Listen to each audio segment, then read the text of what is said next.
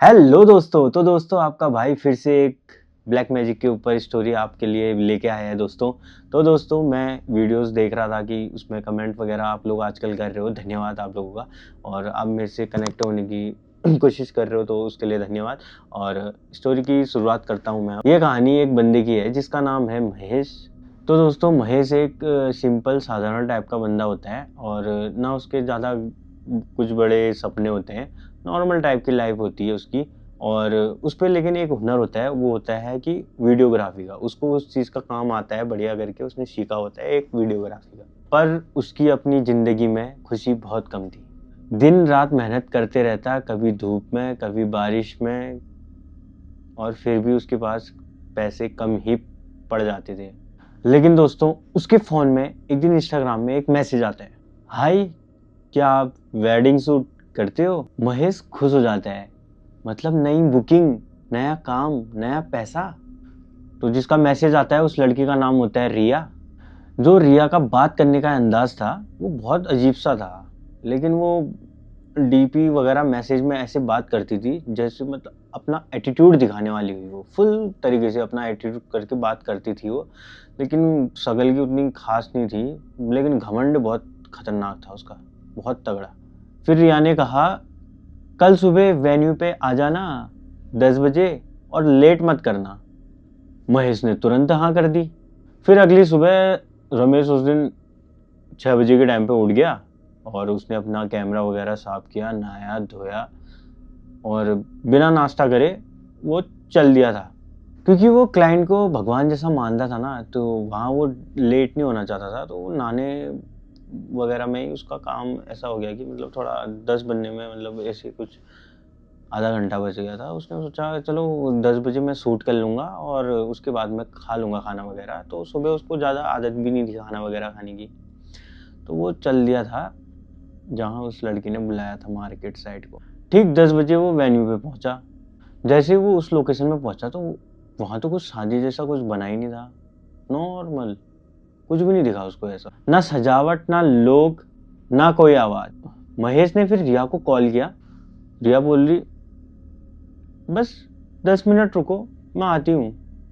जैसे ही वो फोन लगा, 10 मिनट हुए, 10 मिनट खत्म। आधा घंटा हुआ, आधा घंटा खत्म। 1 घंटा, 1 घंटा खत्म। ऐसा करते करते दोपहर हो गई। धूप ऐसी लग रही थी ना, चुभने वाली धूप लग रही थी उस टाइम। और वो भूखा था, सुबह से उसने कुछ खाया नहीं था, पूरा भूखा था। और अगर वो सोच रहा था अगर मैं अभी यहाँ से खाने के लिए चले जाऊँगा तो क्लाइंट नाराज़ हो जाएगी, तो इसी चक्कर में वो वहीं पे खड़ा था।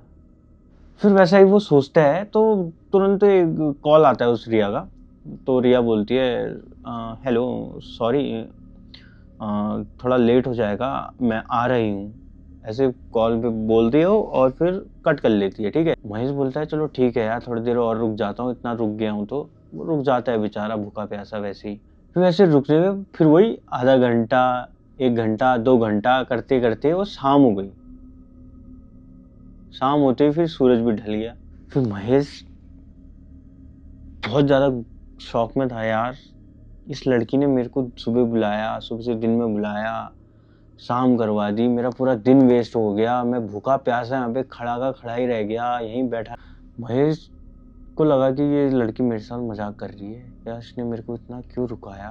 फिर महेश लास्ट बार उसको कॉल करता है। वो लड़की कॉल उठाती है, पीछे से लड़कियों की हंसने की आवाज आ जाती है। रिया हंसते हुए बोलती है, अरे मैं तो मजाक कर रही थी, आप इतना सीरियस क्यों हो गए?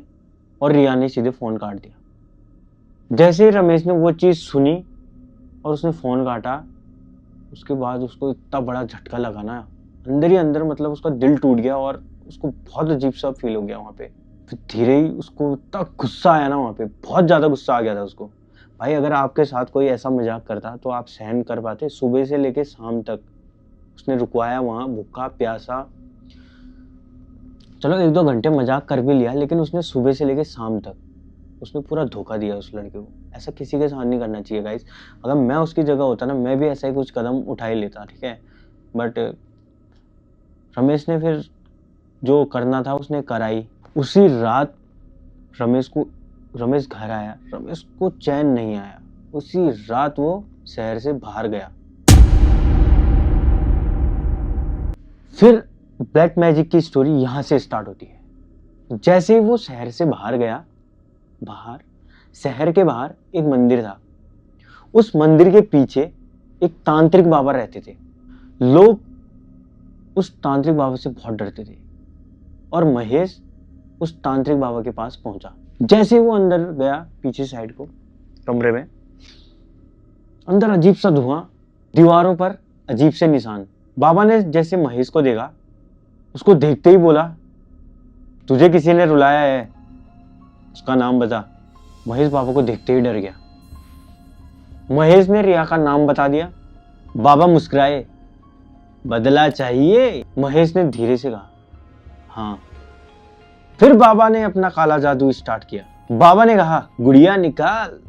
उस पर एक लाल धागा बांध, कुछ मंत्र पढ़े और महेश से रिया की एक फोटो भी ली। जैसे ही रिया की फोटो आग में डाली गई, तेज हवा चलने लगी। फिर बाबा बोले, आज से ये सुकून चैन की नींद नहीं सो पाएगी। महेश जैसे ही ये शब्द सुनता है, उसके अंदर से फील आता है, सुकून मिलता है उसको, सुकून। फिर उधर रिया के साथ उसी रात रिया को लगता है कि उसके कमरे में कोई है। उसका फोन अपने आप ऑन होने लगा, कैमरा अपने आप खुल जाता है और स्क्रीन पर सिर्फ एक ही चेहरा दिखता है, वो महेश का। दिन गुजरते गए, रिया के साथ ऐसे हादसे होने लगे और रिया धीरे धीरे कमजोर होती रही। हर जगह रिया को कैमरे की लाल लाइट दिखने लगी। आईने के पीछे कोई खड़ा दिखता नजर आता और जैसे ही वो पीछे मुड़कर देखती तो पीछे कोई नहीं। फिर डरावना सच तो अब निकला।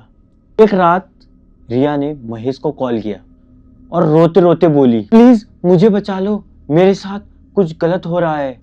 महेश चुप रहा, लेकिन तभी उसके पीछे से एक तांत्रिक की आवाज आई, काला जादू वापस नहीं लिया जाता। महेश जैसे ही अपने पीछे पलटता है तो पीछे तो कोई होता ही नहीं है। और तभी महेश की स्क्रीन खुद ब खुद ऑन होने लगी। मैं दिख रहा था रिया नहीं, बल्कि खुद महेश। पीछे कोई काली परछाई खड़ी थी, जिसने बदला लिया है, अब उसने कीमत भी चुकानी पड़ेगी। कभी कभी मजाक किसी की जिंदगी का दर्द बन जाता है और बदला हमेशा इंसान को भी अंधेरे में खींच लेता है, क्योंकि काला जादू कभी किसी का सगा नहीं होता। तो दोस्तों, अगर आपको ये स्टोरी अच्छी लगी होगी तो लाइक, कमेंट, सब्सक्राइब जरूर करना। ऐसी स्टोरी आप लोगों के बीच में लाते रहूंगा। अगर आपको कोई ऐसी स्टोरी पता है तो मेरे को डीएम करो, कमेंट करो, मैं आप लोगों से कनेक्ट होऊंगा, मैं आपकी स्टोरी सुनूंगा और यहाँ बताऊंगा। तो मिलता हूँ अब नेक्स्ट स्टोरी के साथ। धन्यवाद।